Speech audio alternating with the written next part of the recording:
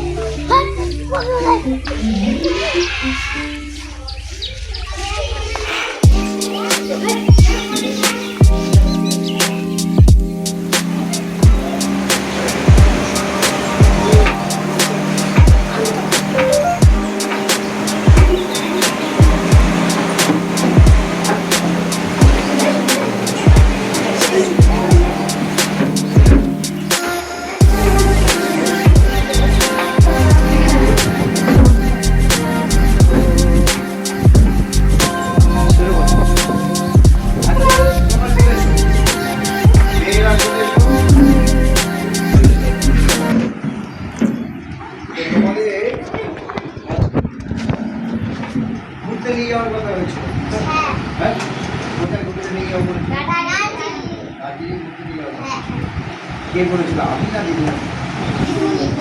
হ্যাঁ দিদিমণি বলেছিল তো? কিভাবে বলেছিল?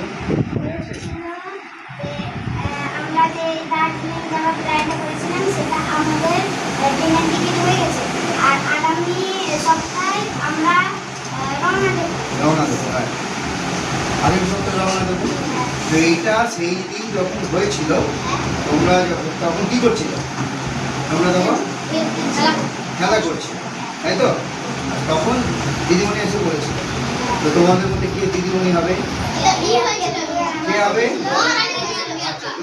ঠিক আছে, তাহলে তোমরা দিদিমণি আর তোমরা সব ছাত্র, তাই তো? ছাত্রী তোমরা স্কুলে মানে খেলছি।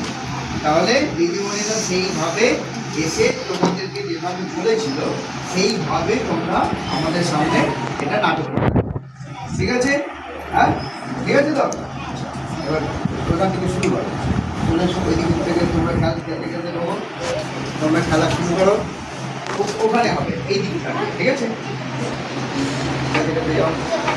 জোরে জোরে করবে।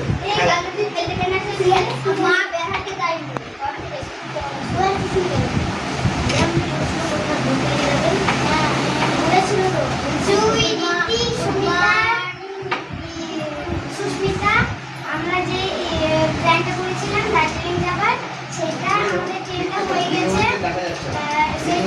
সেই ট্রেনটা আমাদের ট্রেনের টিকিটটা হয়ে গেছে। আগামী সপ্তাহে আমরা যাবো। আর শোনো, তোমাদের মা বাবাকে এখানে আসতে বলবে, হ্যাঁ? আগামীকাল আমি ভালো করে বুঝিয়ে বলে দেবো, তারপরে আমরা রওনা দেবো আগামী সপ্তাহে, ঠিক আছে? যাও তোমরা ক্লাসে। আর তোমরা দার্জিলিংকে কি দেখবে? আর ওখানে গোল গোল কমলা কমলা কি কমলা কেমন লাগে? আর ঠিক আছে, ক্লাসে গিয়ে বসো। ঠিক আছে, চলে এটা চলে এটা হচ্ছে একটা ছোট্ট নাটিকা, যেটা মানে দিদিমণিরা বলেছিলেন যে বেড়াতে নিয়ে যাবো। সেই যে সিচুয়েশানটা, সেই জায়গাটা তোমরা যেটা দেখেছিলে সেটাই আজকে ছোট্ট একটা নাটিকা হিসেবে তোমরা দেখাবে, ঠিক আছে? সবার জন্য একটা হাততালি দেওয়া।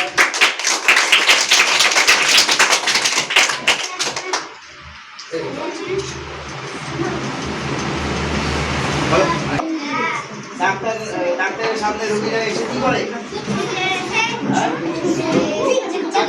চিকিৎসা করে তো, তাই তো?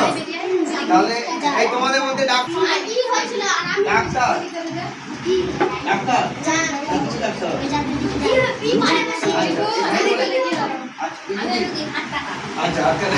ঠিক আছে। এই ডাক্তারদের একটা চেয়ার ডাক্তার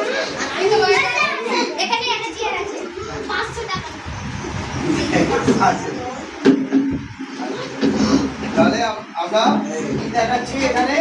একটা ডাক্তারের চেম্বারে যা যা ঘটে সেইগুলো একটু হাসির আকারে দেখাবো, তাই তো? হ্যাঁ, ঠিক আছে। তাহলে তোমরা ওই থেকে শুরু করো, চলে যাও দিদা, চলে যাও। এটা ডাক্তারের চেম্বারের একটা দৃশ্য, ঠিক আছে? সেখানে ডাক্তার কিভাবে রুগী দেখে সেটা একটু হাসির আকারে বলে। তোমরা সেটা করো, শুরু করো। ডাক্তারবাবু আসমারি, হ্যাঁ আছেন।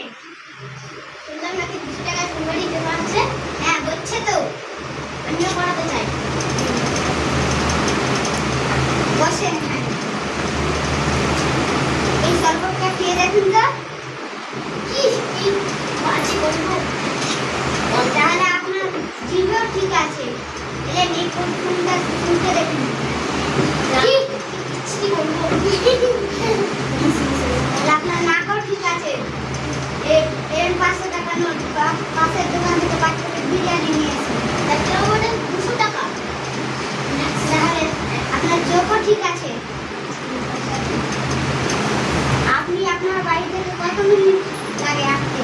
আমার বাড়ি ওখানে 5 মিনিট লাগে আসতে। আপনি হেঁটে আসেন না গাড়িতে আসেন? এখানে তো 5 মিনিট লাগে হেঁটে এসে। তাহলে আপনার পাও ঠিক আছে। আপনি সারাদিনে কত কি থাকেন মোবাইলে? আমি ফেসবুক, ইনস্টাগ্রাম, ইউটিউব সব ঘাঁটি। তাহলে আপনার হাতও ঠিক আছে। যান। হ্যাঁ, আপনাকে কিছু লিখে দিচ্ছি, এই দেখুন। যান। তারপরে Next. সরি, হয়েছে? ডাক্তারবাবু আমার বেলেটা হাত কেটে গেছে। হাত কেটে গেছে? হ্যাঁ, বসুন বসুন বসুন। আপনাকে কিছু টেস্ট লিখে দিচ্ছি, ওগুলো করিয়ে আসুন। এই টেস্টগুলো করিয়ে আসুন। রক্ত পরীক্ষা কেন? আমি যখন আপনার অপারেশন করব, আপনার কতটা রক্ত লাগবে কিনা দেখতে হবে, তাই আপনার রক্ত পরীক্ষা। আর আপনার হার্টে না ও হ্যাঁ বল।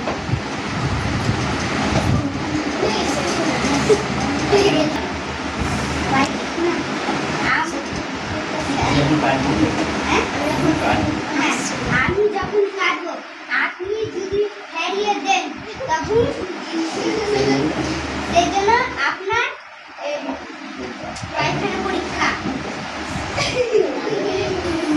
হার্টের পরীক্ষা কেন? আমি যখন আপনার অপারেশন করে যে বিলটা দিব, সেই বিল দেখে আপনার হার্টটা ঠিক থাকবে কিনা দেখতে হবে নাকি?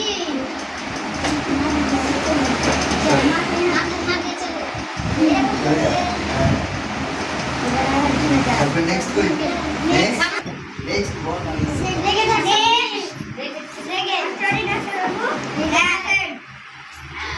কি হয়েছে?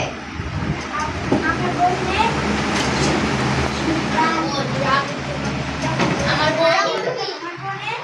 যখন রাগ লেগে যায়, যখন রেগে যায়।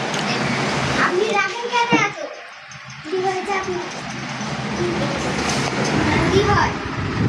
আপনি এত রাগেন কেন? রাগটা দেখা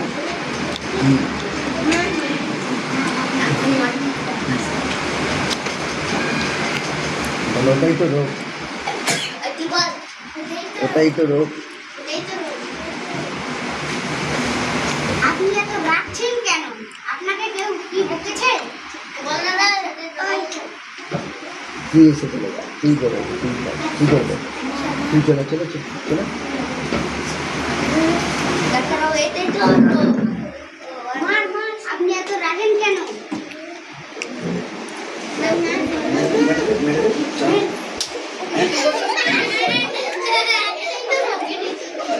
এটাই তো রোগ। এখন অহেতুক মানে ডাক্তারদের চেম্বারে যদি যায়, প্র্যাকটিস অফ মেডিসিন ছেড়ে দিয়ে তারা অহেতুক বেশি বেশি করে ওরা দিয়ে দেয়, মানে কী বলে ওটাকে, টেস্ট, বিভিন্ন ধরনের টেস্ট দিয়ে দেয়। আসল চিকিৎসা না করে আগে টেস্ট, তারপরে চিকিৎসা হয় কি না হয় তার ব্যাপার। সেই জন্য রুগী যখনই আসে ডাক্তাররা টেস্ট লিখে দেয়। তো পরবর্তীতে এমন একজন পেশেন্ট এসছে যে একটা রুগী নিয়ে এসছে যখন তখন রেগে যায়, এর যখন চিকিৎসা করতে এসছে তখন যখনই ডাক্তার যখন জিজ্ঞাসা করছে আপনি দেখে যান কেন, যেগুলো অবাস্তব, জিজ্ঞাসা করার কোনো দরকার নাই সাইকিক পেশেন্টের ক্ষেত্রে, সেই জন্য সেই সাইকিক পেশেন্ট সেই ডাক্তারের গালে সপাটে চড় মারল।